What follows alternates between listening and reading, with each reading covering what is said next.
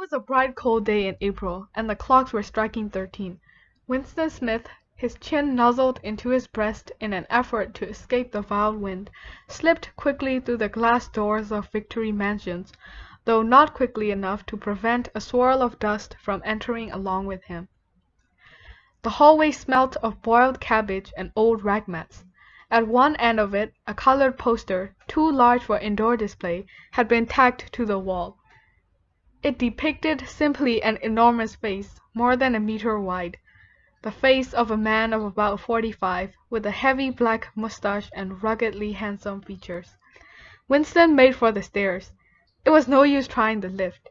Even at the best of times, it was seldom working, and at present the electric current was cut off during daylight hours. It was part of the economy drive in preparation for the hate week. The flat was 7 flights up, and Winston, who was 39 and had a varicose ulcer above his right ankle, went slowly, resting several times on the way. On each landing, opposite the lift shaft, the poster with the enormous face gazed from the wall. It was one of those pictures which are so contrived that the eyes follow you about when you move. "Big Brother is watching you," the caption beneath it ran. Inside the flat, a fruity voice was reading out a list of figures which has something to do with the production of pig iron. The voice came from an oblong metal plate like a dulled mirror, which formed part of the surface of the right-hand wall. Winston turned a switch and the voice sank somewhat, though the words were still distinguishable. The instrument, the telescreen it was called, could be dimmed, but there was no way of shutting it off completely. He moved over to the window, a smallish, frail figure, the meagerness of his body emphasized by the blue overalls which were the uniform of the party.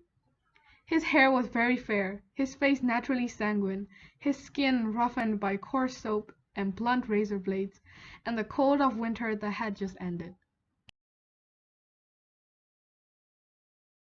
Outside, even through the shut window pane, the world looked cold. Down in the street, little eddies of wind were whirling dust and torn paper into spirals. And though the sun was shining and the sky a harsh blue, there seemed to be no color in anything, except the posters that were plastered everywhere. The black mustachioed face gazed down from every commanding corner. There was one on the house front immediately opposite. "Big Brother is watching you," the caption said, while the dark eyes looked deep into Winston's own. Down at street level, another poster, torn at one corner, flapped fitfully in the wind, alternately covering and uncovering the single word INGSOC. In the far distance, a helicopter skimmed down between the roofs, hovering for an instant like a blue bottle, and darted away again with a curving flight. The patrols did not matter, though. Only the thought police mattered. Behind Winston's back, the voice from the telescreen was still babbling away about the pig iron and the overfulfillment of the 9th three-year plan. The telescreen received and transmitted simultaneously. Any sound that Winston made, above the level of a very low whisper, would be picked up by it.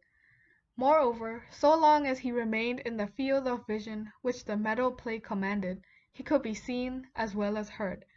There was, of course, no way of knowing whether you were being watched at any given moment. How often or on what system the thought police plugged in on any individual wire was guesswork. It was even conceivable they could plug in your wire whenever they wanted to. You had to live, did live, from habit that became instinct, in the assumption that every sound you made was overheard, and, except in darkness, every moment scrutinized.